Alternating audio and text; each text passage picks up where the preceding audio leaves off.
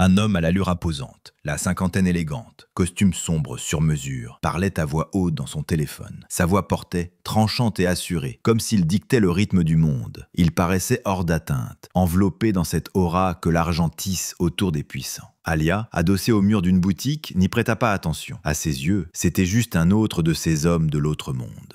Celui des vitres teintées et des chaussures cirées. Elle appartenait aux ruelles poussiéreuses, aux fins de mois tendues, à la réalité brute. Puis, tout bascula. Un crissement sec déchira l'air. Une voiture déboula, folle, incontrôlable. Les passants hurlèrent, la panique éclata comme une onde. Les corps s'éparpillèrent. Et elle resta figée. Ses yeux, écarquillés, se fixèrent sur le véhicule qui fonçait droit sur le passage piéton.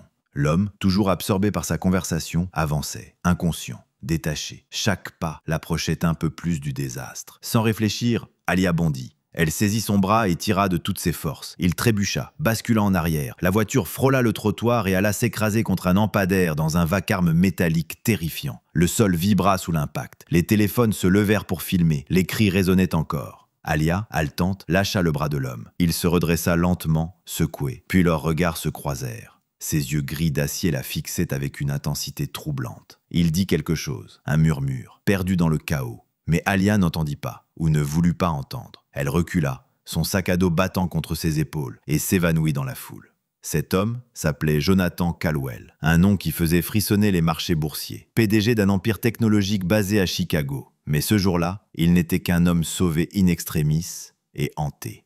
Le lendemain, Alia se leva à l'aube, comme toujours. Elle aida Mamie Rose à préparer le petit déjeuner, des morceaux de pain rassis et un reste de confiture. La vieille dame, cheveux gris enroulés dans un foulard fané, remarqua le silence de sa petite fille. « Quelque chose ne va pas, ma douce ?» demanda-t-elle doucement. « Rien, mamie, juste fatiguée. » Elle garda le silence sur ce qui s'était passé. Elle ne voulait pas l'inquiéter. Mais l'image de cet homme, de ses yeux d'un gris presque irréel, la poursuivait. Et ailleurs, dans une tour de verre qui perçait les nuages, Jonathan Caldwell ne pensait qu'à une chose, retrouver celle qu'il avait sauvée. Il avait mobilisé ses ressources, engagé des détectives privés, analysé chaque vidéo, chaque pixel. Une seule certitude, une adolescente noire, fine silhouette, sac à dos bleu abîmé. C'était peu, mais pour lui, c'était tout. « Nous avons réduit la recherche à 3 écoles du quartier », annonça Marcus, son assistant. Jonathan acquiesça sans dire un mot. « Pardonnez-moi, mais pourquoi cet acharnement ? Ce n'était qu'un accident. Elle ne veut peut-être pas être retrouvée. » Jonathan tourna lentement la tête vers lui. « Elle m'a sauvé la vie, Marcus. On n'ignore pas un geste comme ça. On ne tourne pas la page comme si de rien n'était. » Mais ce n'était pas que de la reconnaissance. Il y avait dans son regard autre chose. Une douleur ancienne. Une faille invisible. 2 jours plus tard, Alia, en pleine classe, fut interrompue. La directrice murmura à l'enseignante, puis l'appela. « Alia, viens s'il te plaît. » Les regards se braquèrent sur elle. Déstabilisée, elle suivit la directrice dans un bureau. Et là, il était là, debout, les mains jointes, silencieux. Elle reconnut ses yeux. « Tu t'appelles bien Alia ?» demanda-t-il d'une voix calme. Elle hocha la tête. Il s'assit face à elle, lentement, comme s'il craignait de la brusquer. « Ce que tu as fait, c'était d'un courage incroyable. » « Ce n'était rien, » murmura-t-elle. Il sourit. Un sourire triste. « Ce n'était pas rien pour moi. » Puis il sortit une enveloppe. « Ceci, c'est pour toi, pour changer ta vie. » Alia fixa l'enveloppe, son cœur battait. Elle pensa à l'électricité menacée, aux factures, aux chaussures trouées, mais son instinct lui soufflait. « Pourquoi ?» Elle le demanda. Jonathan la regarda intensément. « Parce que je sais ce que c'est que de perdre quelqu'un, et je ne veux pas que tu vives ça. » Elle fronça les sourcils. Il murmura alors. « Il y a 15 ans, j'ai perdu ma fille. Elle avait ton âge. Elle est morte dans un accident. Quand tu m'as sauvé, j'ai cru la revoir. » Les mots frappèrent Alia comme une gifle d'émotion. Elle sentit ses yeux s'embuer. Elle serra l'enveloppe, mais ne l'ouvrit pas. Ce n'était pas juste un geste de charité.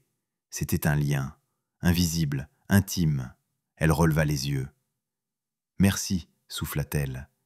Il répondit, la voix brisée. « Non, Alia, merci à toi. » Ce soir-là, elle raconta tout à Mamie Rose.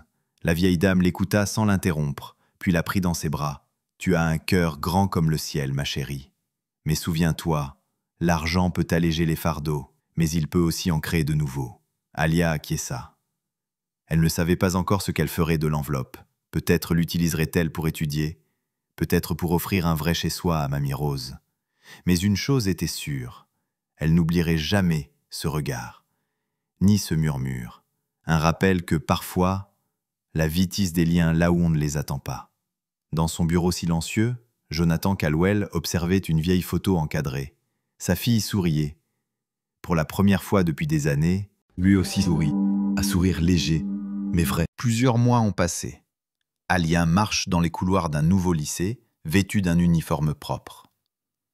Elle tient des livres contre elle, le visage plus confiant, le regard déterminé.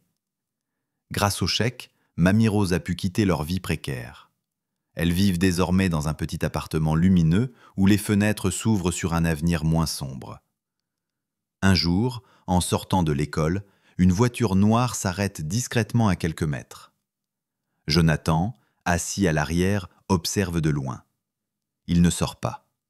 Il ne veut pas perturber sa vie. Il veut seulement s'assurer qu'elle va bien. Dans sa main, il tient une photo, celle d'Alia, prise discrètement lors de leur rencontre à l'école. À côté, une autre photo, celle de sa fille disparue. Les deux visages se répondent, comme deux âmes liées par le destin. Jonathan murmure, presque pour lui-même. « Merci d'exister, Alia. » La voiture redémarre doucement et disparaît dans la circulation, laissant derrière elle un cœur réparé et une jeune fille prête à construire sa vie.